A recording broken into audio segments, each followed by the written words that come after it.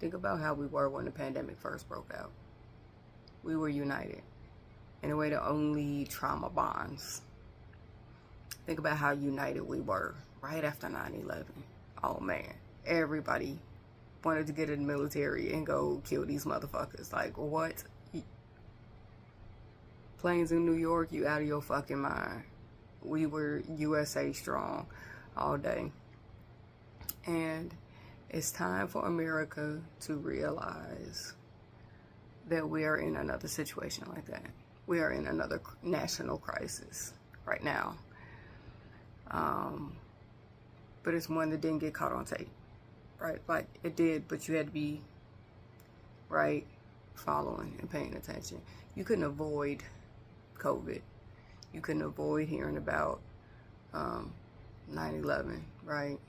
And some people are just not, they're just in denial about what's happening. And some people just really feel defeated, like there's nothing that they can do, which is a shame, because that's, you're falling for the program, right? Because that's what they want you to believe. But we have a way to be united in a way that we haven't been since those major crises, and it's time.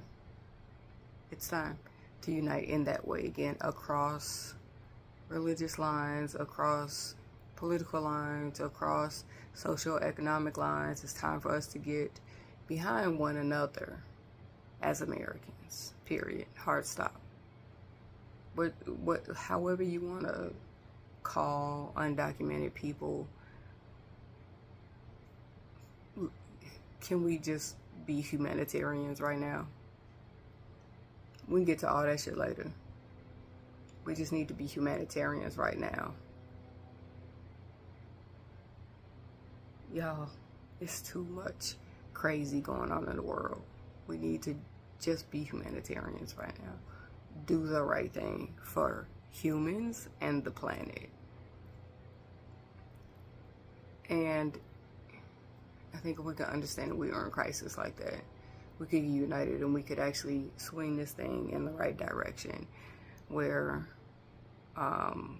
we can get rid of lobbyists and racism once and for all, actually. Maybe not once and for all, like finally, but I mean, we can call the Civil War what it actually was and just admit the white people wanted to keep slavery because they wanted to keep their way of living. Like, do we have to, why do we have to lie about that? Sit up, fess up to it.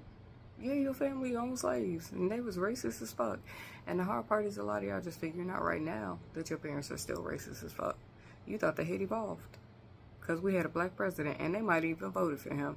And now you're just now realizing, oh, it was because he was a good Negro, not because they're not racist.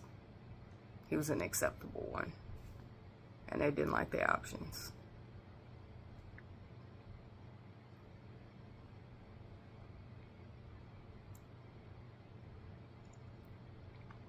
And the other thing is that